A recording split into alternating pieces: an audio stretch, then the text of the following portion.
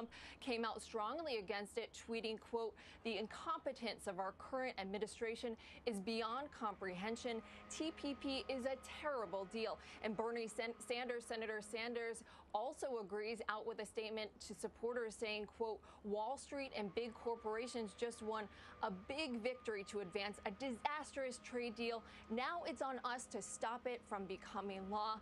Now, the sales job for President Obama will start immediately. Today, he will visit the Department of Agriculture, Chris, to tout the economic benefits that he sees in this deal.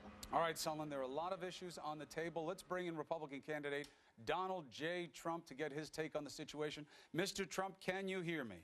I can, Chris. Good morning. Good morning to you. Welcome back to New Day. In light of the latest information of Russia bombing and Russia putting troops on the ground and moving them, according to U.S. sources, in support of Assad, do you still feel that you are in a position to wait and see what Russia's intentions are on the ground? Well, now they're supposedly hitting ISIS, which is a positive thing. And, you know, my attitude is we're backing rebels. We have no idea who they are. As you know, we did it in Iraq, and we did it in other places, in many other places. And frankly, every time we just get bogged down in the Middle East, and Russia will be bogged down in the Middle East. And the Middle East is a disaster, it seems, for anybody that touches it. But I would certainly like to see what's going on. I'd like to find out who these people are that we want to give billions of dollars to. We have no idea.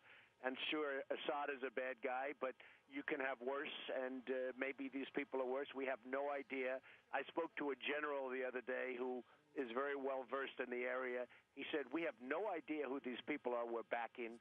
So we have no leadership. We have bad leadership in Washington. We have no idea what we're doing, frankly. But is wait and see good leadership here? Because you would effectively be subcontracting out the war against ISIS to Russia. Is that a situation? Saving tens of billions of dollars and letting them go after ISIS, because, you know, they want ISIS also. They want to knock out ISIS because they don't want them coming into Russia.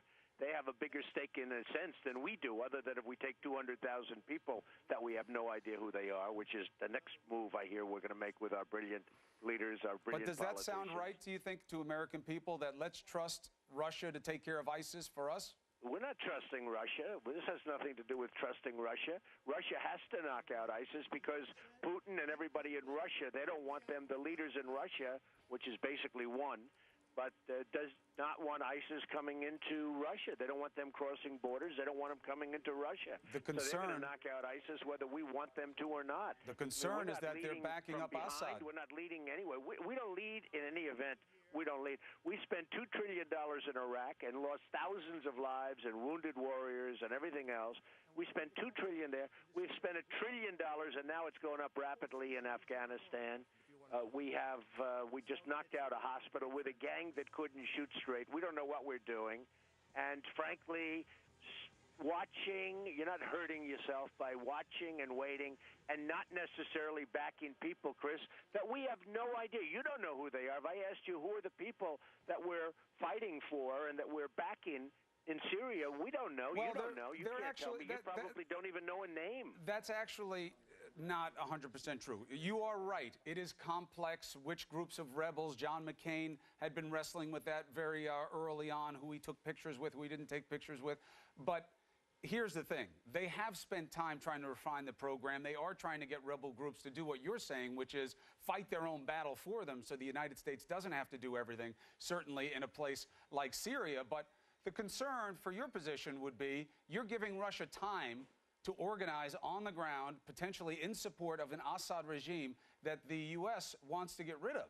That doesn't sound like time well spent, does it? Well, if you didn't have, if the Assad regime was in place right now, you wouldn't have the migration of millions of people and all of the problems that that's causing, and death all over the place.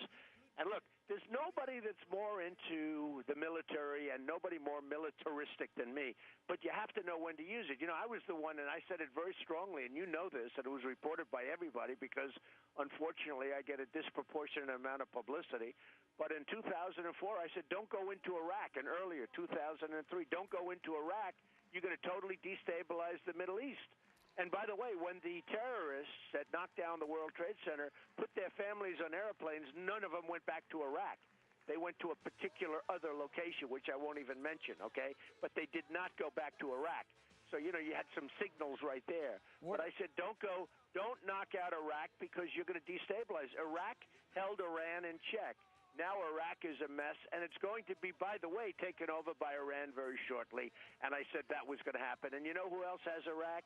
ISIS has Iraq. ISIS came out of Iraq, came out of the rubble of Iraq, and disenfranchised, and they're tough. So we've got nothing but problems. Every move we make is the wrong move.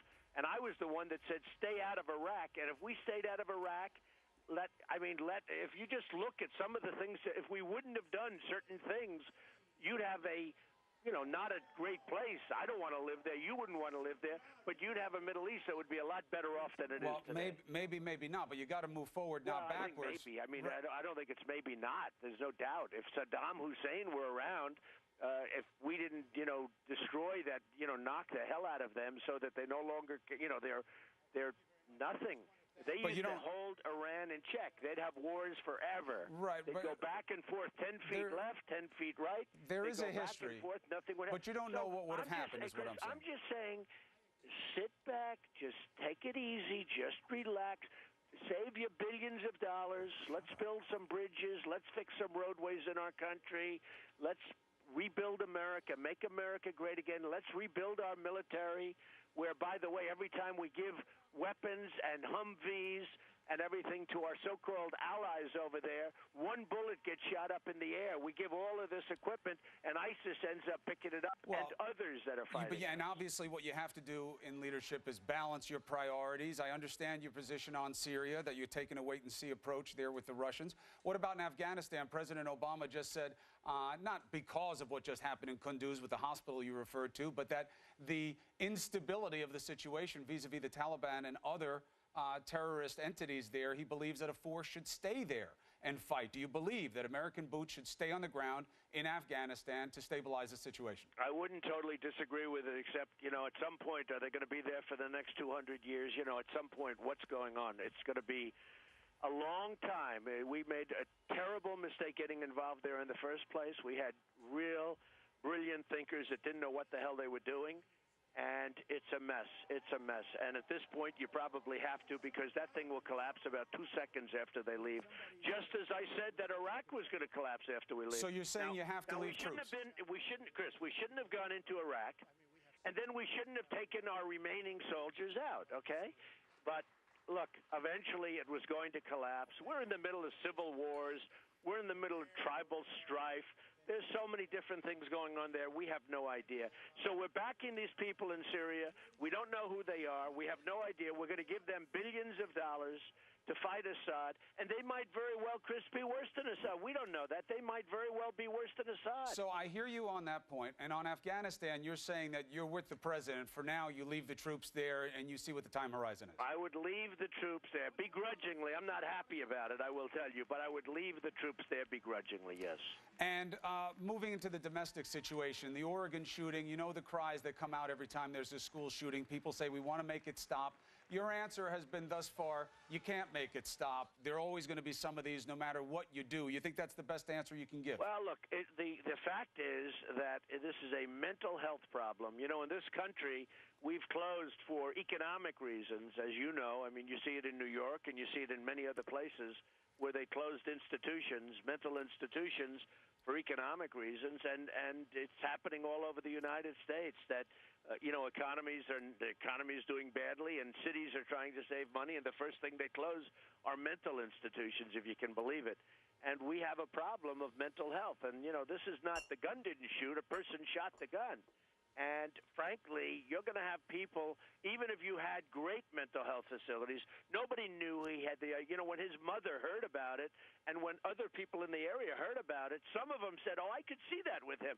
But others were very surprised. So it's a very tough situation. And when you go down to a real life, may not be politically correct, but people will slip through the cracks. And it's happened for thousands of years. And if you go into the future thousands of years, you're going to have crazy things happen, and people slip through the cracks. And it's one of those things. It's horrible, and It's a horrible thing to see. Well, one of the things that you really should focus on is keeping the names down, because I really believe the reason we have more of it than other countries, and we do, is the copycat. Well, that's the easiest part to control, is how much attention you give the shooters. Well, that's certainly you try and something. give as little attention as possible. I mean, the sheriff was right not mentioning his name, and you try and give as little attention as possible. But it is a real problem, and it's a major mental health problem that we have, and other places have. It's interesting, in Chicago and various other places where they have the toughest gun laws anywhere in the world, they have shootings at a level that nobody has even been able to fathom. Well, so high. The statistics, I want to make 2 points. I want to ask you about 2 things. One, on what you just said, it really doesn't work that way. It's not as simple as if you have tough gun laws, you have more gun crime. The opposite is more likely to occur than that. Chicago, as you know, is a very complicated area. You're talking about poverty. You're talking about areas that are neglected. You're talking about areas that are under-policed. So that's one thing. When you're talking about these mass shootings and you point to mental health, you say they fall through the cracks. The goal, therefore, is to fill in the cracks. You don't want to just institutionalize everyone who's mentally ill. I mean, I agree 100% They're with less that. likely to be violent than be violent. But as good How as do you you fill in the cracks? No matter how well you fill them in, at some point, some wacky, crazy guy with a high IQ but who's totally nuts is going to, get through that crack. I mean, it's going to happen, and it's happened in different forms. I mean, not just this kind of things, but, crazy things have happened from the beginning. And you go thousands of years into the future, no matter how good things will happen. Right, but don't you think we can get better? Really, can I tell you what? You can absolutely make it better, and you can fill in the cracks. How? But every once in a while, somebody will get through. But what do? Do you start interviewing people before they get a gun? The way other places do? Do you talk to them? Do you call their family? Do you see if they're stable? Would you put that type of onus on the process of getting a weapon? Well, we have right now in 1998 a lot of legislation was passed. And we have good legislation, but unfortunately, it's not really working because a lot of people are not utilizing it, including the federal government. I mean, the federal government's done a hell of a bad job of policing it, but we do have existing legislation which should be very effective, and it's not. You know that. I mean, why is it not? They report all the time. It hasn't been effective because the government is not doing a good job in policing it. Well, you also have some of those loophole problems, right? You have background checks, but you don't have them on person-to-person sales in every place. States have to do it for themselves like they did in New York. You have the gun show loophole that Hillary Clinton is coming out against that tries to blunt that in some online sales. These are things that are being fought back against. Are you in favor of closing these loopholes? Chris, the one thing I say that I think is very important, though, is I'm a very big Second Amendment person. And if you had somebody in that room or a couple of people in that room who were on the side of good, not evil, and they had guns, you would have stopped that kind of damage that took place. And the cops did a great job. The police did a fantastic job because they got there so quickly.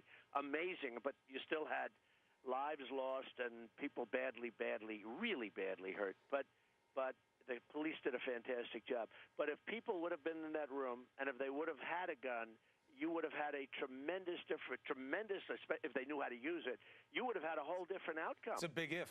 It's a big if when you look at the statistics. It's very simple. Well, but it is a big if because you don't know what happens. Somebody was in that room that knew how to use a gun, was trained. And by the way, most of the gun holders that do it legally, most of the gun holders really know how to use them. But if somebody were in that room that had, experience with a gun, they would have been able to fight back. They would have shot him maybe before he before he hurt and killed so many people. Maybe they would have shot somebody else. When you look at the research on this, having a weapon when confronted by someone with a weapon can go either way. But the point becomes... He's in the room... I understand the hypothetical. That had absolutely no weapon. I mean, they're just sitting there with their hands up. He had them lined up, stand up, and then he shoots them. I understand. It's a terrible situation. Especially if they said they were Christians. I mean, he would shoot them in the head. And these people are just standing there, just waiting to be slaughtered. You would rather have a chance to fight back. If they had a gun in the room, if somebody had a gun in the room, at least they would have had a fighting chance. You would rather have a chance to fight back. There's no question. So that leads to the next question. Are you in favor of more guns? Get rid of gun-free schools, have gun-full schools, have armed security in schools. Is that what you think the answer is? Well, this was a gun-free school. I mean, this was a gun-free area, they call it. And frankly, that wasn't working so well, and that hasn't worked. How about military bases? How about the five soldiers that were killed?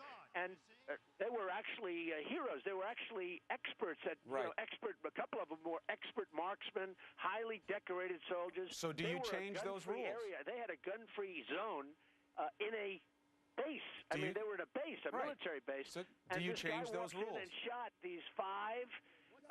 Incredible. Actually, it turns out to be six, probably. But these 5 or 6 really great, highly decorated soldiers, they were sitting there, and they couldn't do a damn thing about it. So do you change those rules? For a military base to have a gun-free zone, and we've had a couple of instances where that took place, Chris, it's ridiculous. If they would have had a gun, this guy wouldn't have had a chance, especially with these guys. He wouldn't have had a chance. Instead, they're all dead. So I'm going to take that to mean that you would allow military installations to people have carry as opposed to having to. Absolutely. A military installation. And that you're open to the idea. Look, I mean, these people would be alive. They probably wouldn't have gotten any of them. I understand. I understand your point. They're sitting there. They had no chance. And these are highly decorated military people. These were not just regular people. These were highly decorated, very talented and skilled with weapons. I understand your point on that. The schools are a little bit more of a complicated situation, but there too you're saying that guns may have made a difference. That's something that you would think about in terms of allowing access. That's going to be a big part of the debate. When the 2 prisoners escaped in New York that your brother knew very well about and was, I mean, that was not an easy task for him when they got out. A number of people up in upstate New York, I was seeing one instance where a husband and wife, he was a very big Second Amendment person, wanted guns. She was totally against it. When those prisoners got out, and it took them, and I think law enforcement did a great job in getting them, frankly, but when they were free for a while, and all of a sudden she became now the biggest advocate because they were sitting in their house in that same very close little area. They were sitting there, and they had the protection of having the guns. The fear. And all of a sudden she became a big proponent of the Second Amendment. Of course, because they needed protection. Of course, the fear drives that desire to have it. A lot of gun owners respond the same way. I've been in a situation like that. I know what it's like to be afraid that you don't think you have something to defend yourself when somebody else may. The question is, what policies do you put in place? Do they feed that fear, or do they feed a different interest? Let me ask you something. Do you believe that Second Amendment, as you call a Second Amendment interest, feeds into allowing to have assault weapons? Well, the problem is once you stop, and another problem is the bad guys are going to have them, Chris. You can say, okay, we're not going to have them. You know who's not going to have the assault weapons? The people, the law-abiding people won't have them, but the bad guys won't even look at it. It's like the whole thing with the magazines. You can't put more than 7 bullets in a magazine. Now you can't put more than 2 bullets in a magazine. You know, the law-abiding people will listen and they'll do what they have to do. So you're open to the assault weapons too? The bad guys, you think they're going to say, oh, gee, the law says I'm going to only put 7 bullets in a magazine. Well, just because people are going to break a law doesn't mean that you don't have a law, but you're saying that you're okay with assault weapons as well. Well, you have to be because the bad guys are going to have them anyway, and the answer is yes. And, you know, a lot of that stuff is used for recreational purposes. They use for recreational purposes, but you're not going to have problems with people that are law-abiding people. But what happens when the bad guys have the assault weapons and you don't, and there's confrontation? That's certainly what feeds the desire to have more guns in society. You've got your finger right on that. Let me ask you about things, but you have to believe in the Second Amendment. I mean, there's no choice. You can believe in it. Remember the school. If somebody in that room had a gun, you would not have had, if they, knew how to use it, which I assume the answer to that would be yes. That is not as easy an answer as you make it sound like, by the way. The people we're talking about do know how to use them. Right. But if somebody were in that room, or if somebody was on that military base, in that room, in the military base, that had a gun, you would not have had the catastrophic results that you had. That could be true. It could not be true. But certainly you can be in favor of the Second Amendment and also be in favor of reasonable regulations, and most gun owners are. But let's move on to domestic politics here. You are at the top of all the polls. There is a contraction. Carly Fiorina, Carson, depending on the poll, people are catching you. It's actually making people start to speculate about when you'll get out of the race, which I find very unusual. Usually a front runner isn't discussed in terms of when they'll get out. But have you given consideration? I read somewhere that you said if I fell behind badly, I'd get out. Are you thinking about when you would get out of this race? Not even a thought. Not even 1% of a thought. Look, it's a phony deal that was perpetrated on the public. I was asked a simple question by Chuck Todd at Meet the Press, and I gave a very honorable and honest answer. I said, sure, if I was doing terribly, like some of these people, I wouldn't stay in. I mean, who would stay in? But I'm not. I'm leading every single poll. One poll came out yesterday, 30 or the other day. I'm at 35% nationally. 35%. I'm 20 points ahead of everybody else. Why would I get out? So they asked me a question, and instead of saying like these politicians, I watch these guys that are down at 0% and 1%, and they ask the same question. Would you think about getting? Oh, I'll never get out. I'll never get out. And you know they're going to be out in the next 2 weeks, okay? But they say that because that's I understand where your take is on them, but you know because there's contraction. I'm not getting out. I'm not going anywhere, Chris. I'm leading every poll. I'm leading every state. I'm not going anywhere, okay? I mean, I'll answer it a little bit differently. I gave a very honest answer. I said, look, if for some reason I had no chance and I collapsed, and they take that as saying, oh, maybe there's a little weakness in Trump in terms of the answer. There's no weakness. I'm not going anywhere. I'm leading every poll, and I'm gonna win, and I'm gonna make our country great again. That's what I'm not in this to have self-glorification. I've had plenty of that. I don't need that. I'm in it to make our country great again. And right now I'm leading. I'm winning. I'm winning by big numbers. Right, but there is contraction. By really big numbers. There is contraction. I'm not getting out. There is contraction, though. I'm not talking about you getting out. That was one question. The next question is... Depends on what poll you look at. If you look at some of the polls that came out 2-3 days ago, I mean, the NBC poll, I was at 29. The OAN poll, I was at 35. That came out 2 days ago. But there is 35. Right, but there is contraction. Your numbers are coming down a little bit. Others are moving up. There was a 20-point lead. Right. Yeah, I mean, there's contraction in your mind, Chris, because everybody says.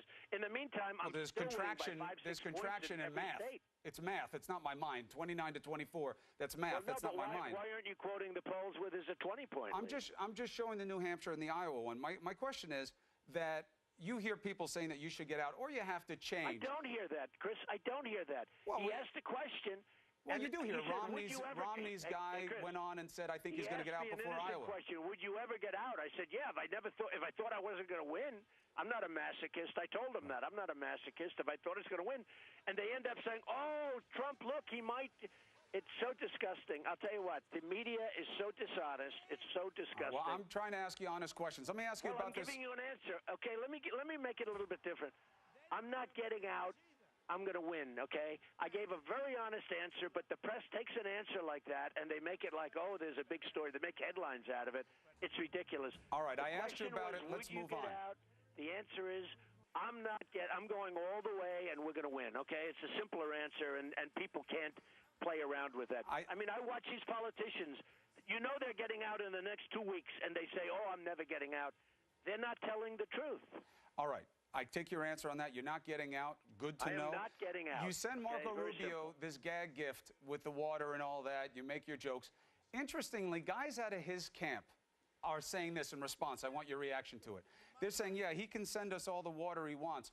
Who was tired in that debate? 37 minutes. Donald Trump wasn't just outplayed in terms of substance. He was tired. He's 69. He's old. He's not in shape for this.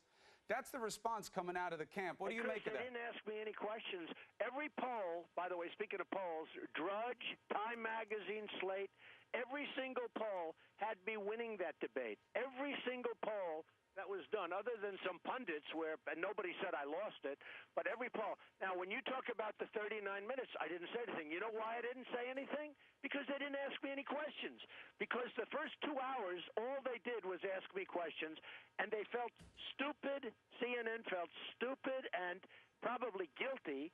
And I agreed with them because every question was about me. Well, or people were weighing in. Wait a minute. Well, people were weighing in. It seems like you could have weighed in. You just didn't. They didn't ask me. Now, how can I speak? How can I speak Okay, and how can I answer questions when they don't ask me any questions? You have no problem speaking when not asked a question. That's not right. I was asked many questions, and then in the last 38 minutes, they didn't ask me any questions. So a lightweight like this Rubio, who's a total lightweight, by the way, believe me, he's weak on immigration. He's got such problems. He's coming up in the polls. A lot of people he has promised. He looks at you. He says, you're old. You're the old generation. He's a lightweight. He's weak on immigration. Take a look at his past. He's got $12 in the bank. He borrows. He works with his car dealer in Florida. Give me a break. Rubio is not the guy that's going to be negotiating with the kind of people you have to negotiate with to turn this country around. But just so you understand, very simple, and he was the one that attacked me first. I didn't attack him. He attacked me. Let me just tell you, he always says, oh, but in the last 28 minutes, he usually uses 28. Now I see he says 38. They didn't ask me any questions. I would have been glad to answer those questions. All right, Mr. Trump, it's good to have you here answering questions. I'm actually in the unique position of telling you you have to go. You have other things to do this morning, so this interview must end. Donald J. Trump, thank you very much for joining us on New Day. Thank you very much, Chris. All right. Allison. All right, we just heard from Donald Trump. So reaction to what the Republican frontrunner told Chris in that interview will be here on New Day. We'll hear from the pundits and John King. That's next.